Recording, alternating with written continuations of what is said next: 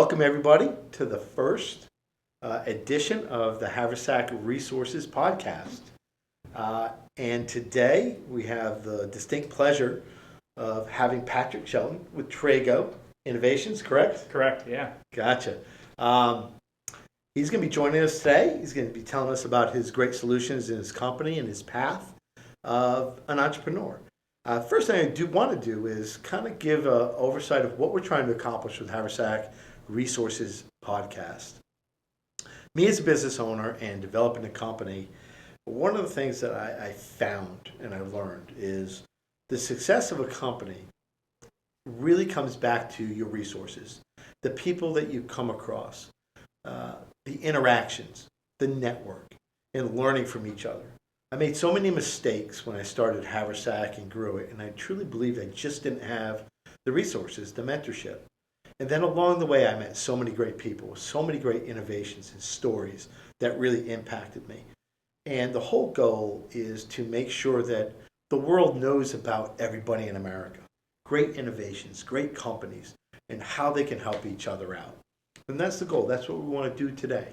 And I think it's a great first edition for us to bring Patrick on.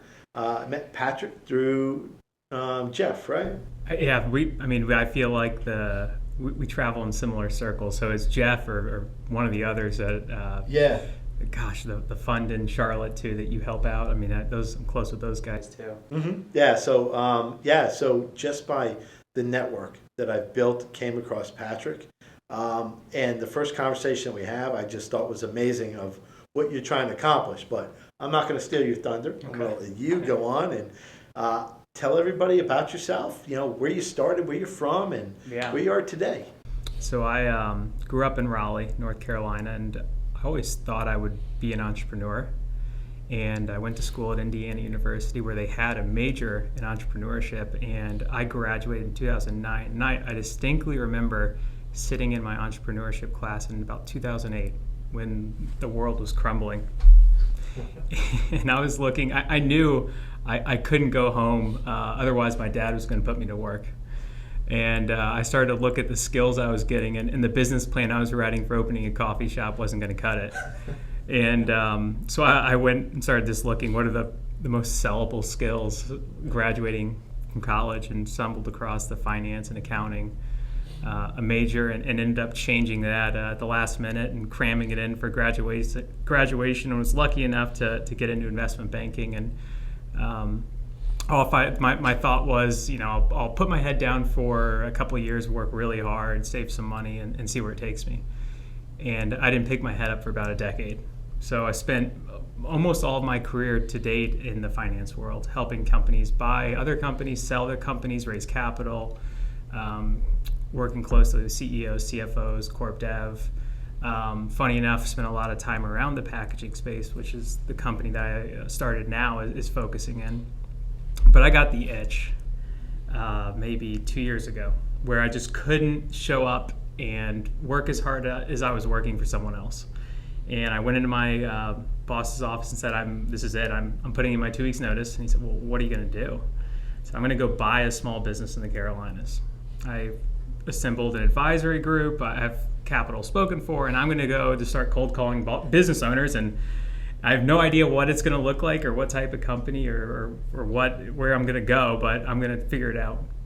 And throughout that process, it took about a year to really get out and get my feet, see the opportunities available. I ended up coming across some partners in Raleigh that focused in packaging, and they saw what I was doing and thought, why would you go buy a business? We have something for you, that we have come up with a product, a material, and we're looking for someone with a lot of energy, with an entrepreneurial spirit, who wants to try to grow it. And so we started to explore it further. I did I wrote a business plan, pitched it to their family office, and ended up bringing on one other material partner, and we ended up funding the idea, and off we went. We formalized that in December of 2020, and so for about the last year, I've been working on this, what we're calling Trego Innovations. Nice. That's a great story. Scary, isn't it? I feel like every 2 months it gets a little, I would say my threshold for scary goes up. Yeah, you think about it. I remember the time when I did the same thing. I was like, yeah, I'm just going to do it. And it's almost like you think there's a lot of thought, but it's just this, you get it. It's like, I just don't want to do this anymore. And this is the path that I'm going to go with that. What were your greatest challenges? What do you think that starting it out to the point you are now, challenge-wise? Oh, man. The first one was just the whiteboard. It was just blank. What do I do today? What's the top priorities that I need to focus on and execute against? I think a lot of what helped me get through that was the business plan, where I had to sit down and plan out the next 1, 2, 3 years with actionable items, with partners that, as you mentioned, I do have very experienced partners who've helped me shape that plan and critique some of the the key assumptions that I made. The first one was sitting down and figuring out what am I going to do next. And maybe the next biggest challenge is you can't take down an elephant in one bite. Yeah. And not being stressed out of the amount of the hill that you're going up, and just really looking down and taking one step at a time. And it's really hard to stay focused on that and not get overwhelmed. Do you ever get the sense of there's no going back? Did you ever have if this doesn't work, I could go back? Did you ever feel that? Or once you went there, it was do or die, sink or swim? There was no plan B. My wife, as part of selling it to her to allow me to do it, she said, you have 2 years. And after 2 years, you're going to figure something else out. And so there was no plan B in my mind. She didn't know that. But I was all in, and I was going to make it happen. So yeah, I don't think out and say, oh, if this doesn't work, here's what I'm going to do. This is going to work. Yeah, you can't. It just takes time. It clouds your thought process. And, it's one of the things that I found owning a business is all of a sudden holidays mean nothing to me anymore. Because I used to live for holidays to get time off. But now as a business owner, you're never off. You never flip it off. And I guess that's kind of why I asked that question is once you're there, you're there. It's all in. You live it and breathe it. Yep, and I would say that my prior job, we were on 24/7. We worked quite a bit, and we were in client services. So if you're always servicing something. And I think that actually helps me with when I think about the business. I'm an anxious person when it comes to customer service, which I think is a good thing to have. But now it's always on, but it's on for me, and I feel I have ownership. Before it was on for somebody else, and so it's more rewarding, and that's part of the itch that I had to leave and go do something was it's more meaningful and building something. It's not just for me, it's for a team of people that I've assembled. It's for a customer, and I feel what I'm doing is much more appreciated from the end user of our product to the employees that show up and work there. That's right. Tell us about the product. Yeah. Absolutely. So part of what drew me to this was I got a chance to look at my partner and see the success that the material had. So they came up with a foam product that can simulate wood. It's lighter, it's reusable, it doesn't absorb water, and where they had first commercialized it was in construction and transportation. So it's going on the floor of box trucks, on boats, RVs. They're starting to branch out more, and when you think about delivery trucks and the shelving inside of there, they're swapping out a heavier wood for this foam product that's a lot more durable, and you have savings from the freight just from the weight reduction. And they had it in the market long enough where people started to see it and say, can you make this for packaging? I want corner boards, I want sheets to make boxes and put it as inserts into my product. And they just would constantly say, no, it's just not our focus. It's not core to where we're heading. And that's where I came in. And they are giving me the free rein to go after the packaging and material handling space. So it's taking this technology of foam extrusion with this unique material and finding the right applications across packaging and material handling. And Where we really started was around edge protectors in the furniture market. People had seen it, and it does have, you can manipulate it to create some cushion. And so a cabinet manufacturer would look at it and say, gosh, if I can, it strengthens the box, but also gives some reduction around if I drop it, it's going to protect the product. And it's before I was using styrofoam and a really heavy cardboard piece, and now I can go to this one solution. And so that's where the idea really, I'd say, came from. But since then, we've taken this corner piece and found applications for a lot of outdoor transportation around building products and distribution yards where it is exposed to the elements. There is potential to reuse it. And we found from people touching it and playing with it other applications. So we're looking at pallets and pallet runners, and people are asking for planks. And so we're getting pulled potentially in a lot of different directions, but we're trying to find the right sequence of products to bring to the market in a manageable way that we can deliver on the values and the performance that we want. That's pretty amazing. I think that's when we started talking, because Haversack Transportation, we hear all the time quality. And here's the reality. Clients, shippers, manufacturers, retailers, quality is profitability. And you're talking about customer satisfaction. If you get that wrong and you upset a client, they can find another solution with a click of a mouse. And they will move away from you very, very quickly to somebody that can take care of them. And the quality of that product is paramount. We talk about that all the time. There's rates, there's cost reduction, but profitability is quality, and how you take care of it. That's why I think your solution is absolutely critical. And there's one thing I always tell people too is be careful about yesterday's solution. Well, yesterday's solution can become today's problem.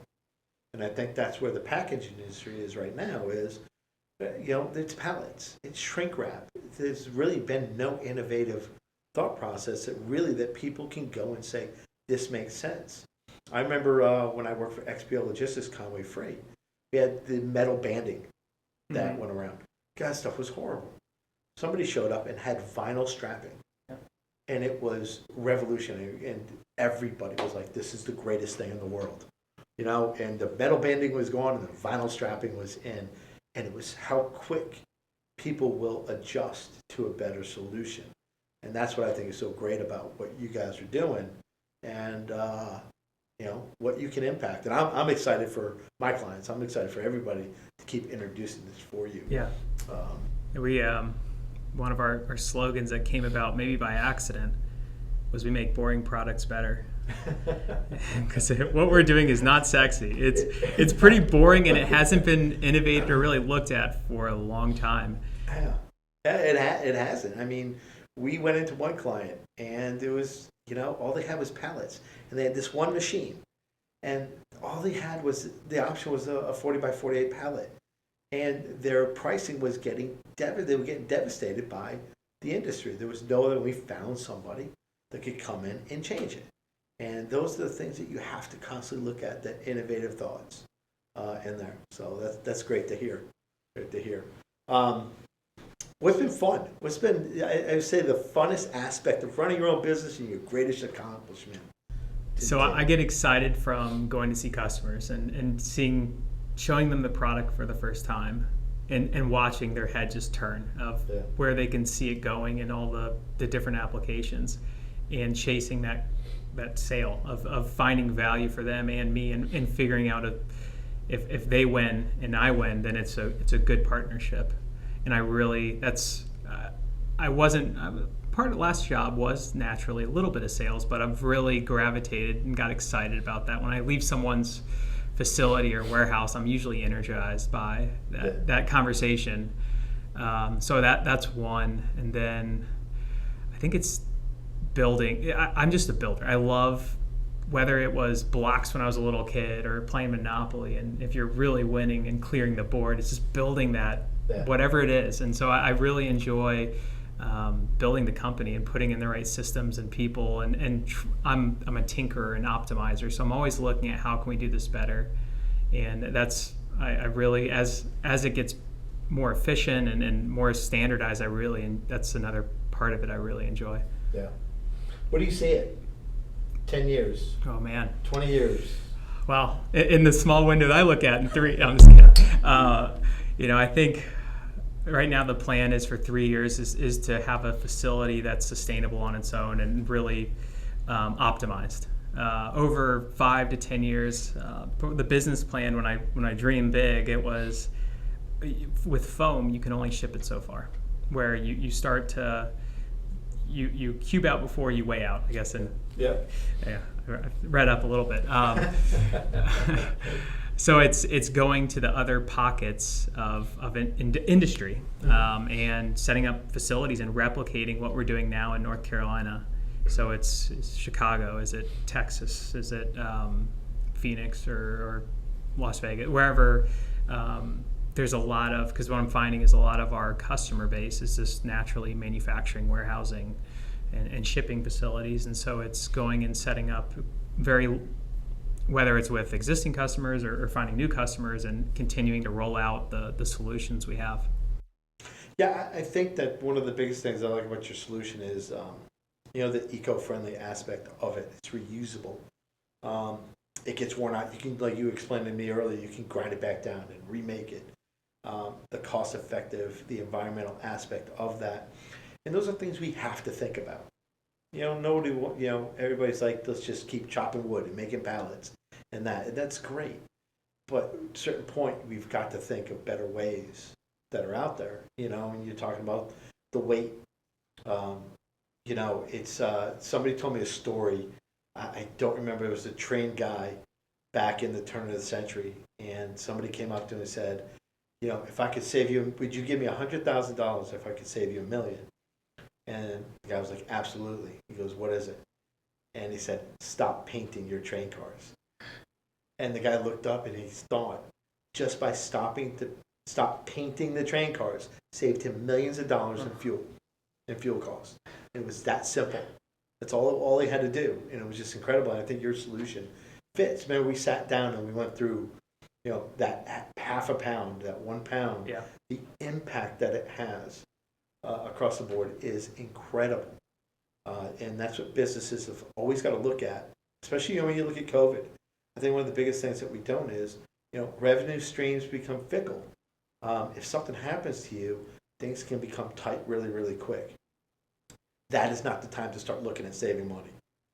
This is something that I always look at. I talk about the 1%. I look at everything in my P&L. Mm-hmm. Can I impact it by 1%? Knowing I won't, it'll probably be 10%. But just having that mentality, I think your solution is that. It's just that. Yeah. And the compounding factor of what you can do for a company is incredible. And in some of the products, I think we almost look for partners, because like the pallet runners, for example, where those are really used more for sheeting products. So lumber, OSB, planks. Mm-hmm. And when you look at it at just the headline price, it's more expensive than wood. And so it's finding that customer who wants to think creatively and find solutions to use it, whether it be reusability. We are testing it now with customers, and they're getting 8 to 10, 15 turns on our product without damage, where wood typically splinters or gets too soggy or moldy where you lose it after 2 or 3. And so when you start to look at that, and so now just from that reusability, you have less transportation in of product, you have less product that you're buying, you have less injury from the fraction of the weight. So now people aren't throwing out their backs, they're not getting splinters in their hands. And so when you start to, if you're able to take a big picture look of what is the value of this product, you start to look at 50% cost savings.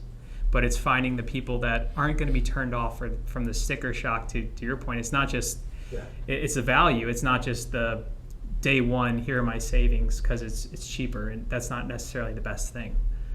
No, it's not. And that's just like the lowest cost carrier, any low cost solution. Beware of that. What is the second and third order effect of that?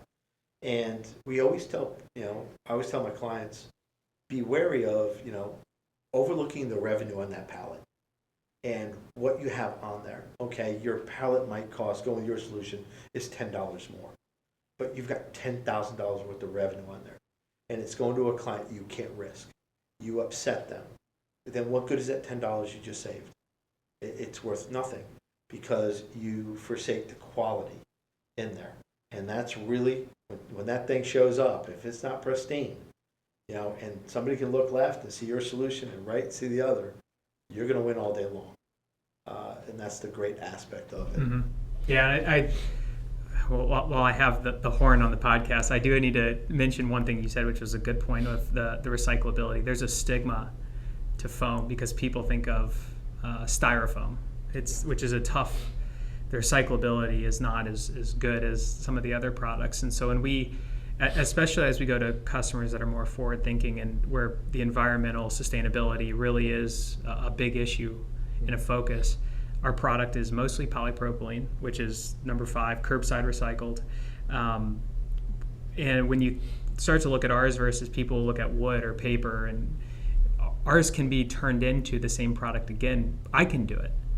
It doesn't take a specialized facility where it has to get shipped and then it gets heated up and the chemicals are separated and it's ground up and then it's sold and shipped to another place and shipped again and then made into another product. It's me. I can take back a product that I sell to my customers, grind it up, pelletize it, and ship it, make a product, the exact same product, and have it back into your facility. And so we can create closed loop systems. And if one product does get out, it is recyclable. So I do have to make that point because a lot of people do. That's one of the first questions they'll ask when they look at it. Really? Yeah. Oh, yeah. That's great. That's a great question. If you think about it, that's what we should be asking. Those are the proper questions to ask, and it's great. Like I said, those innovative solutions. That's what drives everything. That's what I love about when you were talking about the innovation. Like I always say, yesterday's solution will become today's problem, and the person that can solve it is the one that will win. And that's great to hear. Mm-hmm. That's really great to hear. Your family. You talked about your family. Yeah. Yeah. Tell me a little about your family. So, wife and 2 little kids. My wife was from Greensboro. I ended up meeting her in Chicago. For some reason, we were the few North Carolinians in the city and ended up crossing paths.